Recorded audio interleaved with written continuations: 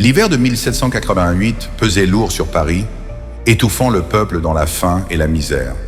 Dans une mansarde du quartier latin, un homme travaillait en silence, les yeux rivés au ciel. Il s'appelait Armand Delacour, astrologue clandestin, ancien conseiller oublié de quelques nobles. Sa seule richesse, un télescope rudimentaire, des livres anciens et la lueur d'une chandelle.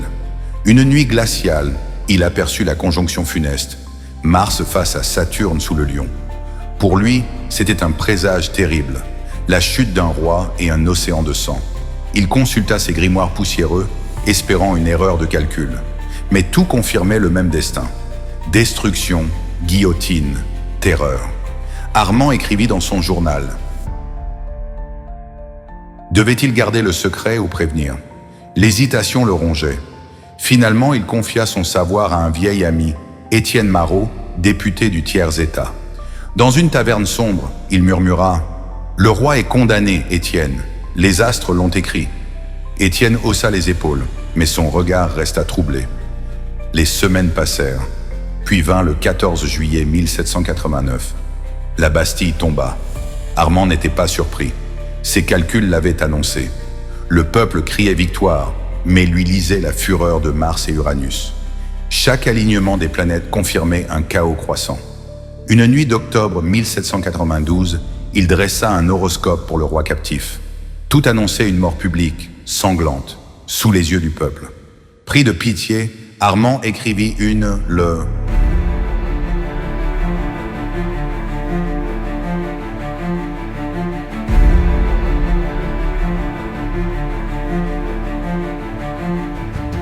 La lettre fut interceptée avant d'arriver à la prison du Temple.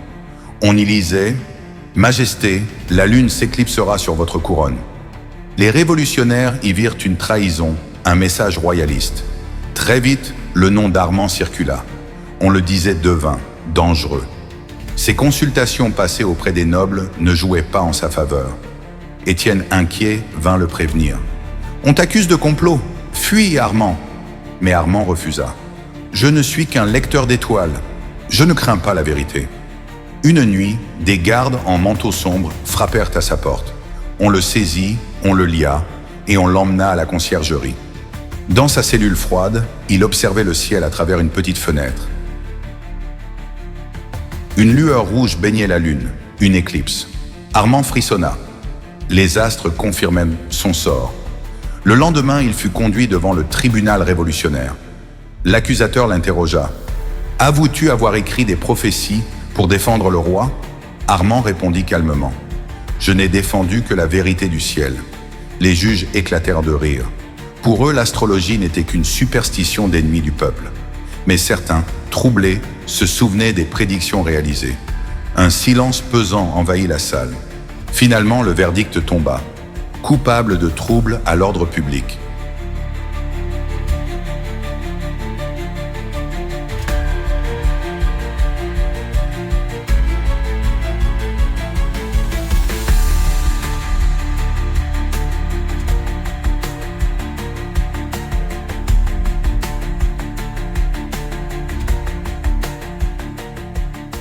Condamné, Armand fut reconduit à sa cellule, le cœur lourd mais résigné.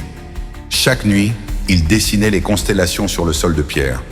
Il y voyait la même conclusion. Mort, sang, chaos. Les cris des prisonniers résonnaient dans les couloirs sombres. Beaucoup allaient partager son destin sous la guillotine. Armand confia ses derniers écrits à un jeune codétenu, Julien. « Garde ces papiers. Un jour, la France cherchera à comprendre. » Julien hocha la tête, les yeux pleins de larmes.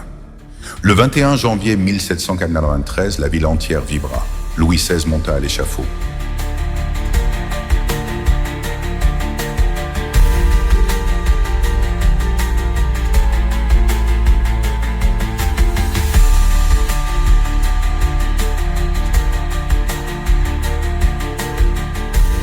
Du fond de sa cellule, Armand entendit les clameurs de la foule.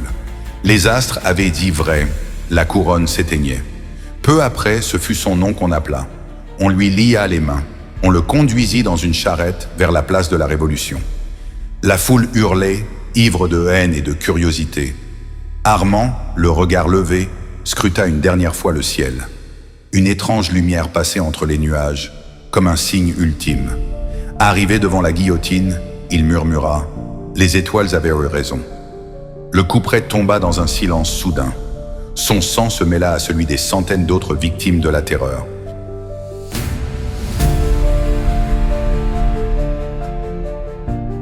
Mais l'histoire d'Armand ne s'éteignit pas avec sa tête. Julien, le jeune prisonnier libéré plus tard, conserva les manuscrits. Il les cacha dans une vieille malle de bois, loin des regards. Les prophéties y dormaient, intactes. Certaines annonçaient encore des événements à venir.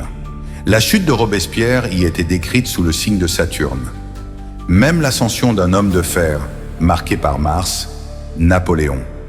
Julien transmit ses écrits à ses enfants comme un trésor interdit. Dans les générations suivantes, on murmurait le nom d'Armand. Certains le voyaient comme un traître, d'autres comme un visionnaire.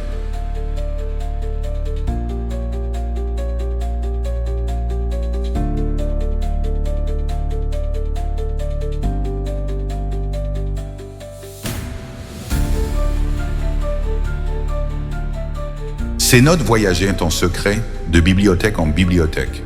On les retrouvait parfois annotées de mains anonymes. 73. Les étoiles qu'il avait tracées continuaient d'inquiéter et de fasciner.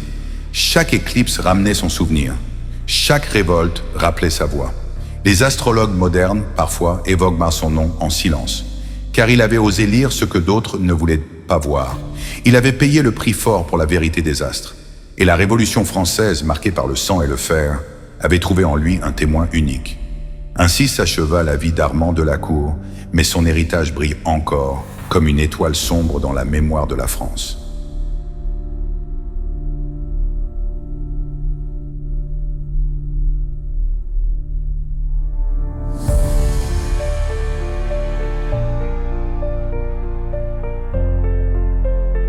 Après l'exécution d'Armand, le silence retomba sur son nom.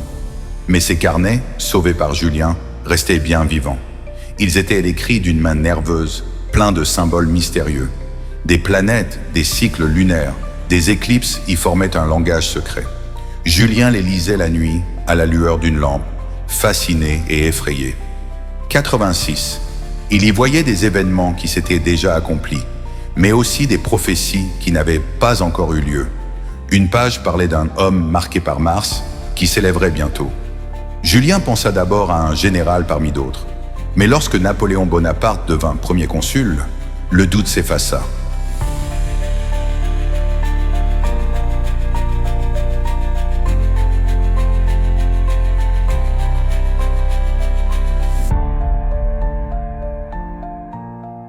Les astres d'Armand semblaient avoir annoncé son règne.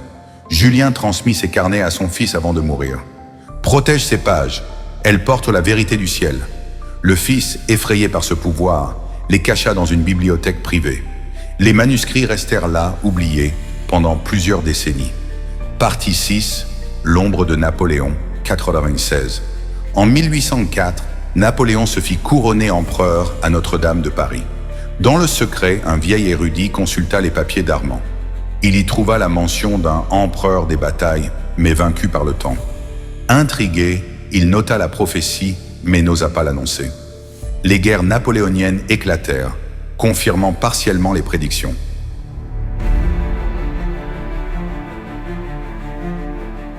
À chaque victoire, le nom d'Armand résonnait dans l'esprit de l'érudit. Mais une ligne l'inquiétait davantage. L'aigle tombera à l'ombre du Nord. Lorsque Napoléon perdit en Russie, la phrase devint une réalité. L'érudit brûla presque les carnets, craignant leur malédiction. Mais une force intérieure l'en empêcha. Ces mots ne sont pas maudits, ils sont la mémoire des étoiles. Partie 7. Héritage interdit. Après la chute de Napoléon, les carnets circulèrent en cachette. On les copiait, on les annotait, on les murmurait dans les salons occultes. Certains francs-maçons s'y intéressèrent, croyant y voir un savoir caché. Les prêtres, eux, les jugeaient dangereux, proches du blasphème. Pourtant, des savants en astronomie trouvaient étrange la précision des prédictions. Une éclipse décrite par Armand coïncidait parfaitement avec celle de 1820. Plus troublant encore, Une note annonçait une révolution du peuple vers 1830. Et effectivement, cette année-là, Paris se souleva à nouveau. Les rares lecteurs des carnets furent bouleversés par tant de justesse. Certains voyaient en Armand un visionnaire comparable à Nostradamus. D'autres y lisaient un avertissement. Chaque siècle aurait sa révolution. Peu à peu, le nom de Delacour devint une légende parmi les occultistes. On l'appelait l'astrologue martyr de la Révolution. Mais ses manuscrits continuaient de voyager dans l'ombre, attendant d'être redécouverts.